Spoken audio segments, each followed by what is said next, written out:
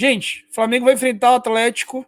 Vai ser uma live rápida aqui. Vou só falar para vocês aqui estatísticas, explicar para vocês sobre o Atlético, falar um pouquinho de Flamengo também e o que, né, vai acontecer. A gente fala mais do adversário do que do Flamengo muitas vezes, para a gente poder conhecer o perigo aí do outro lado, ou não, né? Ou se não for perigo, a facilidade do outro lado, né? O Atlético Mineiro vem com o seu técnico novo, né, Luiz Felipe Scolari, que abandonou o trabalho anterior para tentar aí uma caminhada longa na Copa Libertadores, especialmente, né, que é o grande objetivo do time, que iria, né, inaugurar um estádio, e agora está envolto a polêmicas esse estádio ao longo do ano aí, mas é um time que vai tá com investimento muito grande, recém-feita sua SAF, e não pode pensar em cair. Eu trouxe, além dos dados do Atlético no campeonato, eu trouxe o que houve de mudança entre um técnico, né, entre o trabalho anterior, né, do Cudê e o Luiz Felipe Scolari, né, atual treinador do time mineiro. Então, o Atlético hoje ele continua sendo um dos melhores times em posse de bola, apesar de, tá? E aí apesar de a chegada do Luiz Felipe Scolari, que mudou um pouquinho sobre esse jogo, né? O Atlético, gente, ele criou uma crise incrível, tá? Criou uma crise incrível em sua volta. Vinha, acho que era 4 ou 5 pontos do Botafogo até a data FIFA, quando decidiu demitir ou pressionar ou fazer o cara se demitir, o Cudê sair. O Cudê saiu após empatar com o Red Bull em casa, mesmo depois de ter saído na frente, e o Red Bull depois meteria 4 no Flamengo e teria uma ótima sequência. A Red Bull só perdeu 3 jogos no campeonato, gente. E aí trocou tudo, o elenco estava todo montado para o Cudê, agora o Felipão está tendo muita dificuldade, já tem 6 partidas, somente 2 pontos conquistados nesses 6 jogos, e o prognóstico é terrível, né? Terrível, na verdade, só 4 pontos vencidos nesses 6 jogos. Durante essa sequência do Filipão, o Atlético empatou com o Fluminense fora, 1-1, perdeu para o Fortaleza fora, 2-1 para o Fortaleza, empatou com o Libertad fora, 1-1, empatou com o América Mineiro, clássico local, 2-2, empatou com o Atlético Mineiro, com Goiás em 0-0, e perdeu para o Grêmio, que o Flamengo meteu os 2 aí fora o baile na última quarta-feira. Então é um time realmente que está num momento de extrema crise, tá? Extrema crise. Os membros do canal aqui do Falso 9 têm acesso à transmissão tática de todos os jogos do Flamengo quando se tornam membros, né? Por WhatsApp. Eu faço uma transmissão tática pelo WhatsApp e os membros do canal têm acesso a escutar os meus comentários táticos durante todos os jogos do Flamengo. Então é só R$5 por mês, você pode se tornar membro clicando no link na descrição do vídeo aí. Bom, então o Atlético agora continua sendo uma das equipes com mais posse de bola no campeonato, logo abaixo ali do Flamengo. É o segundo time de maior intensidade no momento sem bola, e esse número melhorou aí com a chegada do Felipão, tá? O Felipão realmente sempre impôs nos seus times um time extremamente físico. O Atlético é um time que tem características defensivas marcantes, né? Como o trabalho do Felipão, um time que tem muita intensidade no sem bola, é um time extremamente físico, tá? No momento sem bola, combate bastante. E é um dos times que mais comete falta. No recorte do Filipão, é o líder em falta cometida. E o Atlético também é um time que menos tem chances, XGA, na verdade, né? Que é quantidade de finalizações ali que gera um númerozinho que mostra quantos gols esperados ele deveria ter sofrido. E aí, esses 2 últimos índices são a cara da escola gaúcha, né? Bolas perdidas e passes longos. Por que são muito a cara da escola gaúcha? Né? São times que jogam muito direto e que descompactam propositalmente seus setores. Né? Os times, aspas, escola gaúcha, geralmente fazem o quê? Uma marcação alta com 3 homens ali e não faz tanta questão de subir o resto do time para tentar induzir uma bola longa do adversário e preocupar defendendo as costas. E muitas vezes também é um time que, quando tá com a bola, tenta buscar uma bola longa para tentar um contragolpe, um ataque mais rápido, acaba espaçando, descompactando seus setores. Isso dificulta um pouco o passe, gera muita bola longa e gera muita bola perdida. Então o Atlético escalou bastante desses dois indicadores aí. É o segundo time com mais passe longo do campeonato, é o terceiro time com o maior número de bolas perdidas do campeonato. Uma coisa curiosa, né, que tem os times com mais bolas perdidas são os dois portugueses aí, Red Bull e Cruzeiro, e logo abaixo o Atlético Mineiro, Santos, que é Filipão, Paulo Turra e Renato Gaúcho. Então isso dá um pouco da medida. Depois você assiste o vídeo anterior, que ele é muito importante, tá? É um vídeo que todo mundo devia ver. Mas vamos passar direto para os dados. Vamos falar um pouco sobre essa situação da escolha de jogos, tá? A escolha de jogos, né, ela é algo assim que você precisa entender que não é algo deliberado e intencional. É uma coisa que acontece devido a, digamos, a situações aí dos campeonatos da vida. Então, o ser humano ele costuma a se acomodar em determinado contexto, né? Todos nós, todo mundo que trabalha tem um chefe, ou tem uma reunião importante, ou tem um cliente importante, todo mundo tem algum dia que fica um pouco mais focado, que tenta trabalhar um pouco melhor, que tenta fazer algo diferente porque precisa se provar naquele dia.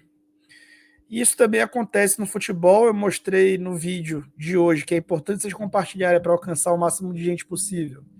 O vídeo de hoje eu mostrei esse material, mas agora eu vou direto para os dados, porque é uma live, né? Eu tenho que interagir com vocês vão mandar as perguntas aí. Até o momento ali que o Dorival abandonou o Brasileiro, depois do título da Libertadores, ele tinha o mesmo aproveitamento do Renato, 73%. Mas, lógico, foram trabalhos de níveis muito diferentes. Nos jogos pré-mata-mata, ou seja, aquele jogo antes do jogo de mata-mata, que geralmente é o jogo que o Flamengo perde. Isso é uma verdade, a gente tem a confirmação disso. Perde pontos, digamos assim. O Renato teve nos jogos véspera de mata-mata 43% de aproveitamento e o Dorival 73% de aproveitamento. Por que eu só peguei os dois? Porque o Flamengo não ganha o Brasileiro há 2 temporadas, ganhou 3 temporadas atrás, quando o técnico era o Rogério. Não faria sentido eu fazer uma comparação utilizando o Rogério, porque o Rogério foi campeão, né? Então não tem cabimento. O objetivo é ser campeão e os dois não foram, só que usaram estratégias diferentes e eu vou mostrar um pouco o que deu errado.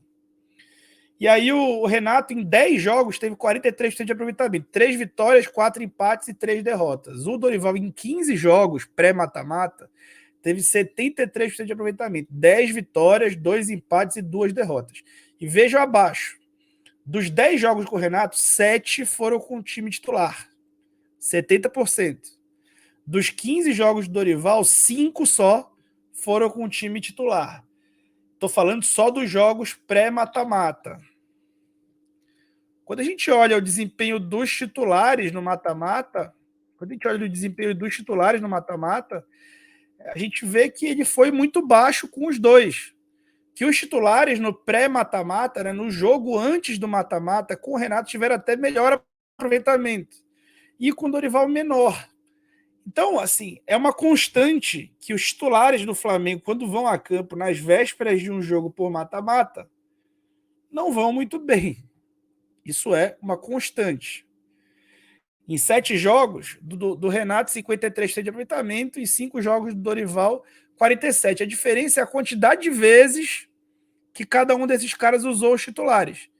O Dorival usou 33% das vezes que jogou antes do mata-mata, e o Renato usou 70% das vezes. E outra diferença marcante é o aproveitamento do time reserva. E sobre isso fala um pouco também muito do que o Dorival tinha de material humano a mais do que o Renato e do técnico, que o Dorival é bem melhor do que o técnico Renato Gaúcho, pelo menos na minha opinião.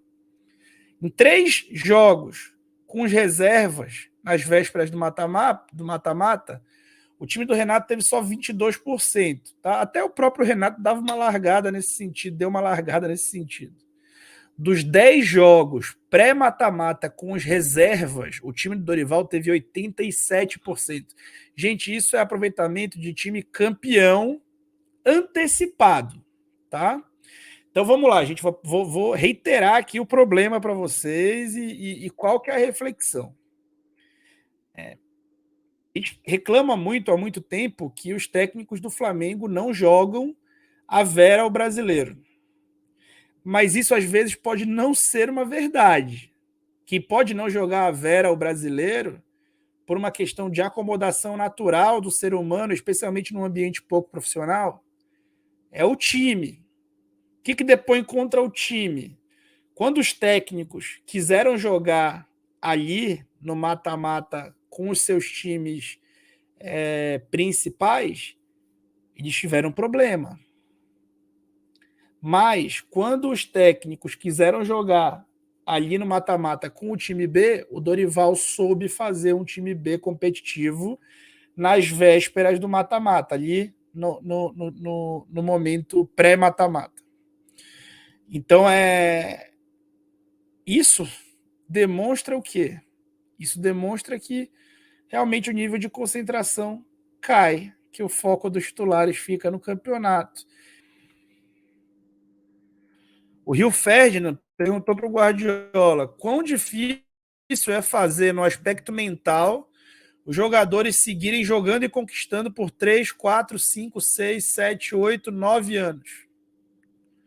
Guardiola respondeu: temos que sacudir. Você precisa avançar. Com alguns caras, isso é quase impossível. Então, nós mudamos. Depois de derrotas e depois de vitórias, nós mudamos. Eu também mudo. Então, basicamente, ele fala que o jogador é um jogador antes de conquistar um título pelo clube, ele passa a ser outro jogador depois de conquistar o título pelo clube. Né? E esse cara ganhou quase 90% dos campeonatos das ligas que disputou. Ele é um cara notabilizado por vencer os campeonatos, ou seja, por ser o melhor a longo prazo. Com relação ao futebol brasileiro, recentemente teve o Muricy, campeão de 3 campeonatos brasileiros. Ele também respondeu uma pergunta parecida do Alexandre Losetti. Você chegou ao São Paulo dias depois do título mundial. Como foi assumir uma equipe tão vencedora e manter essa fome para 2006? A resposta do Muricy foi: quando o treinador chega num time forte que está muito mal, ele tem a dificuldade de armar o time no momento ruim.